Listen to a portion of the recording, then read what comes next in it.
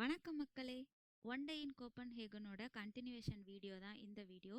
So search of சேவியரில் இருக்கிற tower பார்த்துட்டு நாங்கள் அடுத்து எங்கேயாவது போய் நல்லா சாப்பிடலாம் அப்படின்னு நடக்க ஆரம்பிச்சிட்டோம்.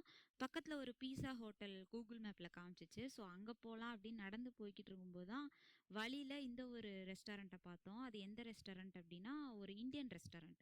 நாங்கள் ரொம்பவே எதிர்பாராத விதமாக இந்த ரெஸ்டாரண்ட்டுக்கு போயிருந்தோம். இந்த ரெஸ்டாரண்ட்டோட பேர் கொலம்பியா. கூகுள் மேப்பில் காமிக்குது. ஸோ அந்த கூகுள் மேப் லொக்கேஷனாக நான் டிஸ்கிரிப்ஷனில் மென்ஷன் பண்ணுறேன். நீங்களும் அந்த சைடு போனீங்கன்னா இங்கே சாப்பிட்டு பார்க்கலாம். இங்கே சாப்பாடு ரொம்பவே நல்லா இருந்துச்சு. இந்த பர்டிகுலர் பிளேஸில் இந்த கடை 2 இயர்ஸாக இருக்குது அப்படின்னு சொன்னாங்க.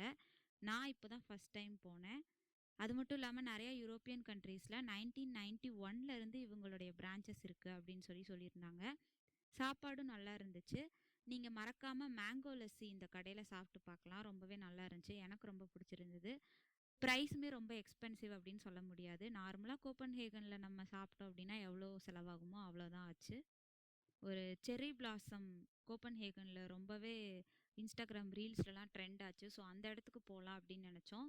நல்ல சாப்பாடு சாப்பிட்டனால நாங்கள் நடந்தே போகலாம் அப்படின்னு சொல்லி பிளான் பண்ணிவிட்டு அந்த ட்ரெயின் ஸ்டேஷன் வரைக்கும் நடக்க ஆரம்பிச்சிட்டோம். நல்லா வேடிக்கை பார்த்துட்டே நடந்து போயிட்டுருந்தோம். போகிற வழியில் நிறையா ஆர்கிடெக்சர்லாம் பார்த்தோம். கொஞ்சம் டிஃப்ரெண்ட் ஆர்கிடெக்சர்ஸ்லாம் இருந்தது. பில்டிங்ஸோட அந்த கட்டமைப்பே கொஞ்சம் டிஃப்ரெண்ட்டாக இருந்துச்சு. ஸோ போகிற வழியில் ஏதாவது ஒரு பிளேஸ் அட்ராக்டிவாக இருந்தால் அங்கே நின்று கொஞ்ச நேரம் அங்கே என்னதான் இருக்குது அப்படின்னு சொல்லி பார்த்துட்டு போனோம். அப்படி தான் பொறுமையாக நடந்து போக ஆரம்பிச்சிட்டோம். சப்போஸ் நீங்கள் இந்த மாதிரி கோப்பன்ஹேகனுக்கு வரீங்க, நல்லா சுற்றி பார்க்கணுன்னு நினைக்கிறீங்க, பட் நடக்க முடியாது அப்படின்னு ஃபீல் பண்ணீங்க அப்படின்னா இங்கே நீங்கள் நடக்காமல் ஜாலியாக சைக்கிள் ஓட்டிட்டு கூட போகலாம்.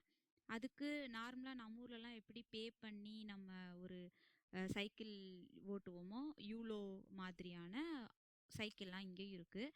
அந்த சைக்கிள் எப்படி யூஸ் பண்ணுறது அப்படிங்கிறத அதில் இருக்கிற ஒரு பார்கோட்லேயே சொல்லியிருப்பாங்க.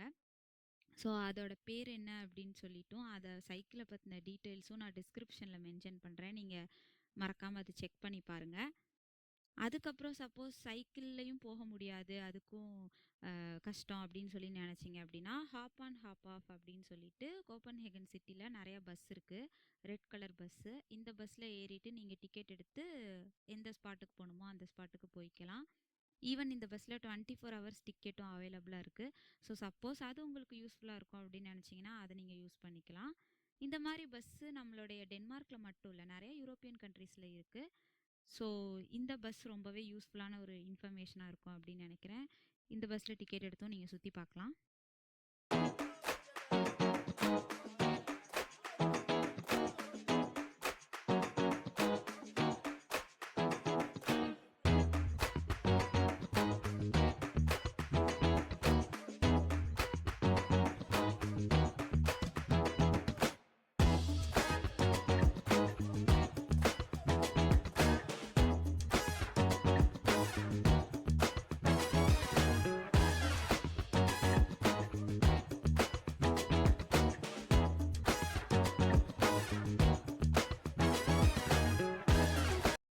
நாங்கள் செர்ரி பிளாசமை பார்க்குறதுக்காக அந்த இடத்த ரீச் பண்ணிட்டோம். ஸோ அந்த இடத்த ரீச் பண்ணதுக்கப்புறம் அங்கேருந்து நாங்கள் கொஞ்சம் தூரம் நடக்கணும். நடந்து போகிற வழியில் ரொம்பவே வித்தியாசமான ஒரு ஆர்கிடெக்சரை பார்த்தோம். அந்த ஆர்கிடெக்சரை பார்த்தோன்னா எங்களுக்கு அது என்ன பிளேஸ் அப்படின்னு தெரிஞ்சுக்கணும்னு ஆசை. அந்த ஆர்கிடெக்சர் எந்த அளவுக்கு இருந்துச்சு அப்படின்னா அதோட ஃபுல் ஓவர் வியூவை உங்களால் கேமராலே கவர் பண்ண முடியாது. அவ்வளோ ஒரு பெரிய ஒரு பில்டிங் மாதிரி இருந்தது. ஸோ அது என்ன அப்படின்னு சொல்லிட்டு பக்கத்தில் போய் பார்த்தா அது ஒரு சர்ச். சர்ச்சுக்குள்ளே ஆள் இருக்காங்க, ஆனால் எங்களால் உள்ளே போக முடியல. ஈவன் நாங்கள் டோருக்கு பக்கத்தில் போய் டோரை திறந்தெல்லாம் பார்த்தோம், பட் உள்ளே போக முடியல. ஸோ யாரையும் டிஸ்டர்ப் பண்ண வேணாம் அப்படின்னு சொல்லிட்டு வந்துட்டோம். ஆனால் அந்த ஆர்கிடெக்சர் எனக்கு ரொம்பவே பிடிச்சிருந்தது, ரொம்ப டிஃப்ரெண்ட்டாக இருந்துச்சு. ஈவன் அங்கே இருந்தது எல்லாமே ஓடு தான், அதுலேயும் சில ரெனோவேஷன்லாம் பண்ணியிருக்காங்க. ஒரு சில ஓடெல்லாம் புது ஓடு மாதிரி தெரியுது. ஸோ ஓட்டில் கட்டின ஒரு பிளேஸு, பட் பார்க்க ரொம்பவே அழகாக இருந்துச்சு. அதை சுற்றி நிறையா கிராஸ் எல்லாம் வந்து அவங்க வளர்த்து வச்சுருக்காங்க, ரொம்பவே நல்லா மெயின்டைன் பண்ணிகிட்டு இருந்தாங்க. பட்டு இது சர்ச் அப்படின்னு சொன்னால் நம்ப மாட்டாங்க, ஏன்னா அவ்வளோ நல்ல ஒரு ஆர்கிடெக்சராக இருந்துச்சு. அப்போ பக்கத்தில் போய் பார்த்ததுக்கப்புறம் அது சர்ச்சு. மேபி இங்கே நிறையா சர்ச்சே இவ்வளோ நல்லா கட்டுவாங்க அப்படின்னு நினைக்கிறேன். ஸோ அதுதான் அந்த பில்டிங்கு.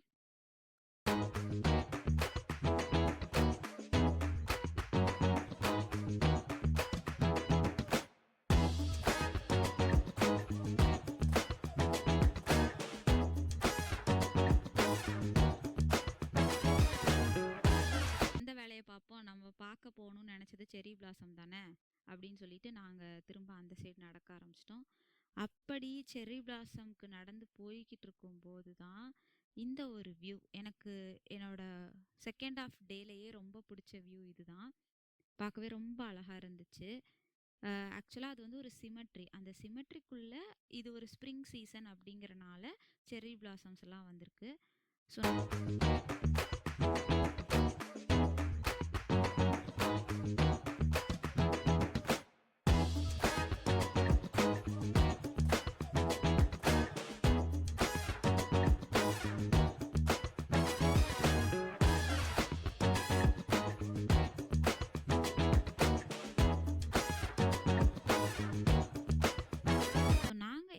பண்ணி போனது ஒன்று, ஆனால் அங்கே இருந்தது ஒன்று. ஏன் அப்படின்னா நாங்கள் போன டைம் தப்பு அப்படின்னு சொல்லணும். ஏன்னா அங்கே இருந்த பூக்கள் எல்லாமே உதிர்ந்துருச்சு. ஸோ நீங்கள் அடுத்து போகிறீங்க அப்படின்னா எப்போ அந்த பூ இருக்குது அப்படின்னு தெரிஞ்சுக்கிட்டு அந்த டைமில் போய் பாருங்கள். தேங்க்ஸ் ஃபார் வாட்சிங்.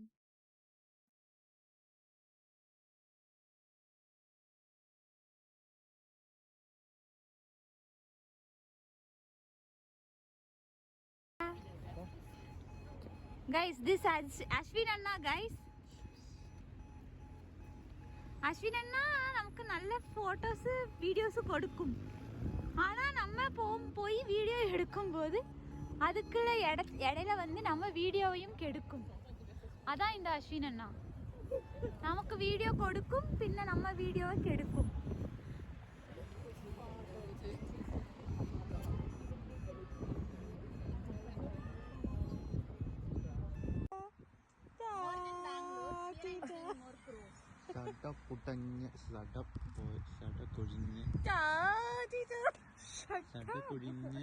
സിംഗം പോലെ ഇല പൊഴിഞ്ഞ മരങ്ങൾ, അതിനിടയിൽ പച്ചപ്പരവതാനി വിരിച്ച, ഞാൻ പറഞ്ഞോളാം, പച്ചപ്പരവതാനി വിളിച്ച പുല്ല്. ഇങ്ങനെ ബാക്കി നടന്ന് പണ്ടടങ്ങിയ ഞങ്ങൾ ഇതിന് ദൂരം അടുത്തില്ല. 7-Eleven ചായ കുപ്പി, അതെല്ലാം പറഞ്ഞോണ്ടിരിക്കുന്ന വായി നോക്കി. 7-Eleven ചായ. ഞാൻ പറയാം, ഗുണമില്ലാത്ത നമ്മളിപ്പോ മലയാള ചാനലിലിരുന്ന് തമിഴ് சேனலுக்கு கன்வெர்ட் ஆக போகணுண்டு. பூக்கள் தான் அதிகமா இருக்கு, இலை இல்லை. இலை எல்லாமே பூக்களா வந்து பூக்கள் மட்டும்தான் இருக்கு. அழகான பேய் செடி ஒன்றும் இல்லை. இது வந்து ஒரு கல்லறையில இருக்கக்கூடிய ஒரு மரத்துல இருக்கக்கூடிய ஒரு பூ. செடின்னு சொல்லலாம். மரம் மாதிரி இல்லை, செடி மாதிரி தான் இருக்குது. இதுதான் அதோட பூவு. இதில் வந்து இந்த குட்டி மொட்டு இருக்குது பார்த்தீங்களா, இந்த மொட்டு தான் வந்து இந்த பெரிய பூவாகுது. ஸோ இந்த ஃபுல்லு செடியில் பார்த்தோம் அப்படின்னா நமக்கு எங்கேயுமே வந்து இலையே இல்லை, வெறும் பூக்கள் மட்டும்தான் இருக்குது. இப்படி ஒரு மரத்தை நான் இதுக்கு முன்னாடி பார்த்ததில்ல. செடி இல்லை, செடி ஏதா அது லீஃப் அல்ல, அது തിരിച്ച് பூவாயிட்டு சேஞ்ச் ஆகும், மொட்டாகும். இலை இருக்கு நமக்கு இப்போ கண்டுபிடிச்சு சொல்லியிருக்காங்க, இதில் இலை இருக்குது. அஸ்வின் அண்ணா சொன்னால் கரெக்டாக தான் இருக்கும், அந்த மாதிரி இலை இருக்குது. ஆனால் இந்த மரம் அழகாக இருக்குது. இதில் இந்த பூவுமே எனக்கு ரொம்ப பிடிச்சிருக்கு. நம்ம தாமரை பூ வந்து மலர்ந்தே வந்து வளர்ந்துச்சா எப்படி இருக்கும் அந்த மாதிரி இருக்குது. ஆனால் இங்கே இருக்கிற நிறைய பூ பூவுக்கு மனம் இல்லை. அது ஒரு புதிய விஷயம். நிறைய வெரைட்டி ஆஃப் பூ இருக்குது, ஆனால் எந்த ஒரு வெரைட்டி ஆஃப் பூலையுமே அவ்வளோ ஸ்மெல் இல்லை. இப்போ நம்ம ஊர்லலாம் மல்லிகைப்பூ வச்சுட்டு யாராவது பக்கத்தில் நிற்க முடியாது. சப்போஸ் கொஞ்சம் தூரத்தில் நின்னா கூட நல்லா அந்த மல்லிகைப்பூவோடைய மனம் வரும். அந்த மாதிரி வந்து இங்கே அவ்வளோ ஸ்மெல் இருக்கிற பூ எதுவுமே இல்லை, ஆனால் டிஃப்ரெண்ட் பூ நிறைய இருக்குது.